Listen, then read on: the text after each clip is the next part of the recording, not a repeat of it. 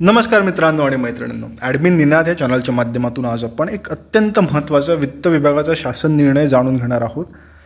जर आपण याचं टायटल पाहिलं जी आरचं, तर DCPS अर्थातच परिभाषित अंशदान निवृत्तीवेतन योजना किंवा NPS राष्ट्रीय निवृत्तीवेतन प्रणाली अंतर्गत कर्मचाऱ्यांचा सेवा कालावधीत मृत्यू झाला त्याच्या कुटुंबियांना कुटुंबी निवृत्तीवेतन आणि मृत्यू उपदान अर्थातच फॅमिली पेन्शन आणि एक ग्रॉस अमाऊंट हे मंजूर करण्याबाबतचा हा GR आहे. ते GRमध्ये दुरुस्ती करण्यात आलेली आहे आणि हा शुद्धीपत्रकाचा आजचा GR 24 फेब्रुवारी 2024ला लागू करण्यात आलेला आहे. त्यातला पहिला जर शासन निर्णय आपण पाहिला तर 31 मार्च 2023चा हा शासन निर्णय आहे. त्याबद्दलची महत्त्वाची माहिती आपण या व्हिडिओतून आज घेणार आहोत. जर प्रस्तावना बघितलं तर असं त्यांनी सांगितलं आहे की 1/11/2005 नंतर जे शासकीय सेवेमध्ये लागू झालेले आहेत, नियुक्त झालेले आहेत, त्यांना DCPS NPS योजना लागू आहे. प्लस 31 मार्च 2023च्या शासन निर्णयान्वये शासकीय कर्मचाऱ्यांचा मृत्यू झाल्यास त्यांना फॅमिली पेन्शन आणि मृत्यू उपदानसुद्धा लागू आहे. आपल्या व्हिडिओचा मेन फोकस ज्या GRवरती आहे तो हा दुसऱ्या क्रमांकाचा GR आहे. 31/3/2023च्या शासन निर्णयातील परिच्छेद 2च्या तरतुदीनुसार सानुग्रह अनुदान योजना ही बंद करण्यात आलेली आहे. तर सानुग्रह अनुदान योजना म्हणजे नक्की काय आहे त्याबद्दल आपण माहिती घेण्याकरिता एक डॉक्युमेंट मी आपल्याला दाखवत आहे.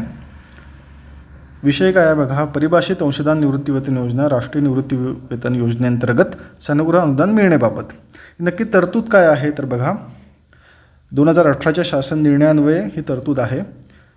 संदर्भीय शासन निर्णयान्वये दिनांक 1/11/2005 रोजी किंवा त्यानंतर राज्य शासनाच्या सेवेत नियुक्त झालेल्या व परिभाषित अंशदान निवृत्तीवेतन योजना राष्ट्रीय निवृत्तीवेतन योजनेचा सदस्य असलेल्या कर्मचाऱ्यांची 10 वर्ष सेवा होण्यापूर्वी सेवेत असताना मृत्यू पावल्यास त्याच्या नामनिर्देशित व्यक्तीस नामनिर्देशित केले नसल्यास त्याच्या कायदेशीर वारसास सानुग्रह अनुदान ₹10 लाख अधिक कर्मचाऱ्याच्या खाती जमा असलेली संचित रक्कम देण्याबाबत तरतूद आहे.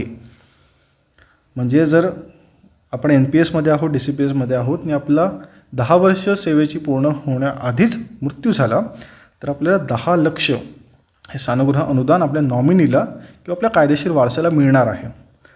तर ही NPSमधली तरतूद होती, DCPS NPSमधली ही महत्त्वाची बाब होती. मात्र जर आपण 31 मार्च 2023चा GR बघितला तर परिभाषित अंशदान निवृत्तीवेतन योजना DCPS किंवा राष्ट्रीय निवृत्तीवेतन प्रणाली NPS अंतर्गत कर्मचाऱ्याचा सेवा कालावधीत मृत्यू झाल्यास त्याच्या कुटुंबियांना कुटुंब निवृत्तीवेतन व मृत्यू उपदान मंजूर करण्याबाबत हाच तो 31 मार्च 2023चा GR आहे. याच्या प्रस्तावनेमध्ये त्यांनी 2005 नंतर जे शासकीय सेवेत लागू झालेत त्यांना NPS पूर्णपणे मिळणार आहे. NPS योजनेतून त्यांना लाभ मिळणार आहे. तसेच त्यांनी कर्मचाऱ्यांचा जर सेवेत कार्यरत असताना मृत्यू झाला तर काय तरतुदी असायला हव्यात त्याची देखील त्यांनी पूर्णपणे माहिती दिलेली आहे. रुग्णता सेवानिवृत्त असेल किंवा कुटुंब निवृत्तीवेतन असेल ती कसं लागू करण्यात आहे याबाबतची माहिती त्यांनी दिलेली आहे. जर आम्ही शासन निर्णय आपण पाहिला शासन निर्णयाच्या दुसऱ्या परिच्छेदामध्ये त्यांनी असं स्पष्टपणे नमूद केलेलं आहे की शासन निर्णय वित्त विभाग त्याचा क्रमांक अन्वये लागू करण्यात आलेली सानुग्रह अनुदान योजना या शासन निर्णयाच्या दिनांकापासून बंद करण्यात येत आहे. सानुग्रह अनुदानासाठी प्राप्त झालेले अर्ज विचारात घेण्यात येऊ नये तसेच प्रलंबित प्रकरणे बंद करण्यात यावी.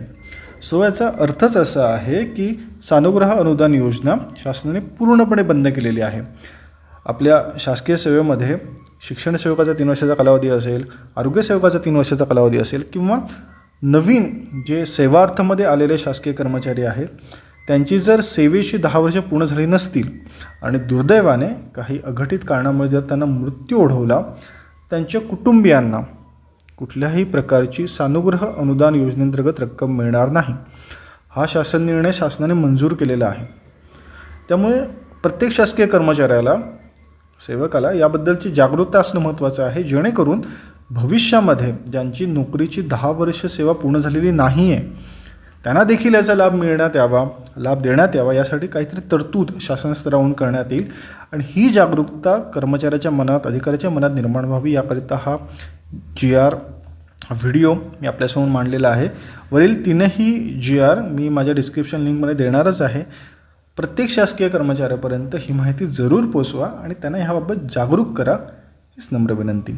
आपण हा व्हिडिओ पूर्ण पाहिला त्याबद्दल मी आपला आभारी आहे. याच्या पुढील व्हिडिओमध्ये अशाच शासकीय GR, शासन निर्णयाची माहिती, शुद्धीपत्रकाची माहिती मी आपल्याला देत राहणारच आहे. चॅनलला जरूर सबस्क्राईब करा, लाईक करा आणि शेअर करा. धन्यवाद.